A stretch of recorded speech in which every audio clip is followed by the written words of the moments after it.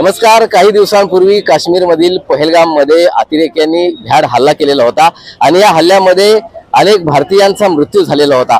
त्यांचा धर्म विचारून त्यांना गोळ्या घालण्यात आलेल्या होत्या आणि याच्या विरोधात संपूर्ण भारतभरामध्ये याचा तीव्र निषेध करण्यात आलेला होता। अनेक संघटनांनी, सामाजिक संघटनांनी या विरोधात आंदोलनं केली होती आणि सरकारकडे मागणी करण्यात आली होती की याचं चोख प्रत्युत्तर या अतिरेक्यांना देण्यात यावं। आणि त्यानंतर आपल्या भारताचे पंतप्रधान नरेंद्र मोदी यांनी हा निर्णय घेतलेला होता की या अतिरेक्यांना जशास तसे उत्तर दिले जाईल। त्याप्रमाणे कालच ऑपरेशन सिंदूर हे सर्जिकल स्ट्राइक राबवण्यात आला आणि यामध्ये अनेक दहशतवाद्यांना कंठस्थान घालण्यात आलं, त्यांना मारून टाकण्यात आलं।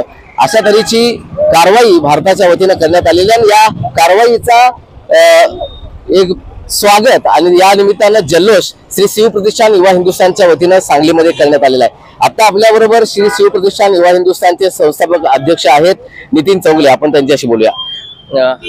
भारतानं आपल्याला एक चांगलं गिफ्ट हे दिलेलं आहे, एक भेट दिलेली आहे असं म्हणायला हरकत नाही। या निमित्तानं तुम्ही आज जल्लोष केलेला आहे, काय भावना आहे? तर हा भावनिक क्षण आहे, एक दुःखाचा पण क्षण आहे, मात्र आज आनंदाचा पण क्षण आहे। कारण पहलगाम मध्ये ज्या पद्धतीनं त्या पाक पुरस्कृत अतिरेक्यांनी जो बॅड हल्ला केला आणि तिथं असणाऱ्या आमच्या माता भगिनींच्या कपाळावर सिंदूर पुसण्याचं काम केलं, याचा बदला म्हणून आपले देशाचे पंतप्रधान नरेंद्र मोदीजी, आपले परराष्ट्र मंत्री, आपले गृहमंत्री देशामधलं सगळे सांभाळत आहेत, आपली आर्मी, या आर्मीने जो सर्जिकल स्ट्राइक केला आपला आणि या पाकड्यांच्या पाकिस्तानमध्ये घुसून त्या दहशतवादी अड्डे उद्ध्वस्त केले, हजारोंच्या संख्येमध्ये दहशतवादी मारले गेले आणि खऱ्या अर्थानं हा आपल्या देशातील माता भगिनींचा सन्मान या सरकारनं केलेला आहे। म्हणून या ऑपरेशनला सिंदूर नाव दिलेलं आहे त्यांनी।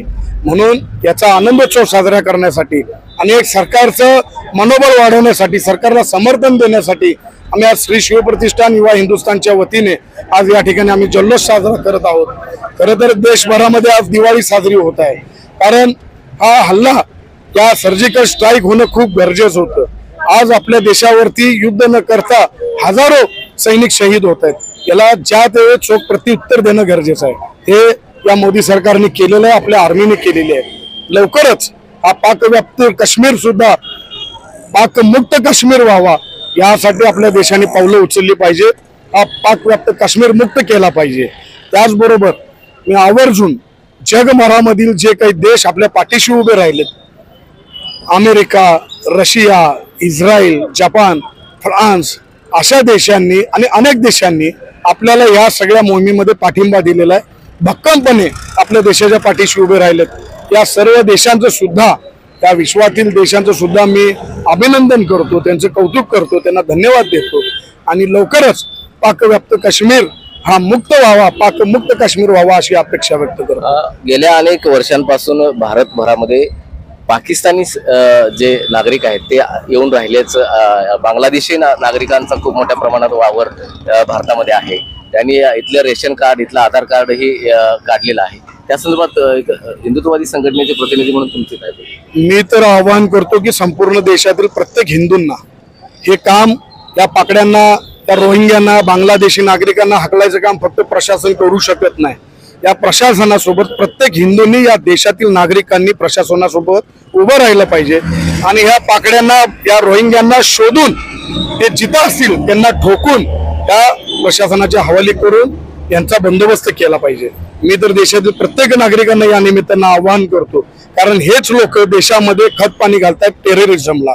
बाहेरच्या शक्ती ज्या इथं दहशतवाद करतायत त्यांना मदत करण्याचं काम इथले ह्या परकीय नागरिक असणारे लोक करतायत. तर यांचाही बंदोबस्त सरकारने करावा, त्याचबरोबर देशातील प्रत्येक नागरिकांनी करावा, असा या ठिकाणी आपल्या माध्यमातून आवाहन करतो. या निमित्तानं या जल्लोषामध्ये महिलांचाही मोठ्या प्रमाणात आज सहभाग होता. त्यांनीही जिलेबी वाटून, साखर वाटून हा आनंद व्यक्त केलेला आहे. आपल्या बरोबर आता महिला भगिनी आहेत, आपण त्यांच्याशी चर्चा करूया. आज नक्की काय केलं आणि तुमची प्रतिक्रिया आज महिला म्हणून कशी राहील? बाकवक्त दहशतवाद्यांनी पहलगाम मध्ये हल्ला केला, तो पण भारतातील सर्व महिलांच्या सिंदूरवरती. त्यासाठी मोदी सरकारने जो ऑपरेशन सिंदूर चालवलं त्याच्यामध्ये सर्व दहशतवाद्यांचा खात्मा केलेला आहे. त्यासाठी मोदी सरकारचं खूप खूप अभिनंदन, आर्मीचंही अभिनंदन. सर्व महिलांसाठी आज खूप अभिमानाची गोष्ट आहे की मोदी सरकारने ऑपरेशन सिंदूर चालवून पाकिस्तानला हा धडा दिलेला आहे की जेव्हा जेव्हा तुम्ही आमच्या सिंदूरला हात घालाल तेव्हा तेव्हा तुमचा खात्मा केल्याशिवाय आम्ही गप्प बसणार नाही. त्यामुळे मोदी सरकारचं, आर्मीचं आणि त्याचबरोबर त्यांना पाठिंबा देणाऱ्या इतर देशांचं खूप खूप अभिनंदन. सर्वसामान्य नागरिकांमध्ये या पाकिस्तानविषयी किती द्वेष आहे, त्याच्याविषयी किती राग आहे, याविषयी आपल्या सामान्य आपल्या बरोबर. आजी काय सांगाल, आज पाकिस्तानवर हल्ला केलेला आहे? माझं नाव आशा, मी भाजी विक्रेते आहे.